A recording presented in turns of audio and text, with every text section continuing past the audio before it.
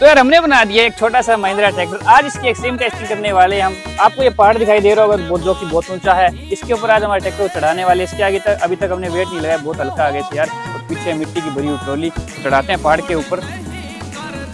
मेरे को लगा ट्रैक्टर आगे से लिफ्ट होने वाला है और ट्रैक्टर यार लिफ्ट हो चुका है, लेकिन ट्रैक्टर हार नहीं मान रहा यार। स्लिप निकाल रहा है फिर भी चढ़ रहा है ट्रैक्टर ऊपर। देखो वो तो हमने इसमें ब्रेक्स लगा रखी है, वरना ब्रेक्स के बिना चढ़ना ट्रैक्टर बहुत मुश्किल हो जाता है।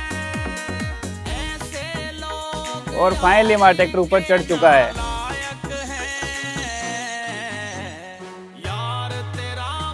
तो आपका वीडियो कैसी लगी लाइक जरूर कर देना।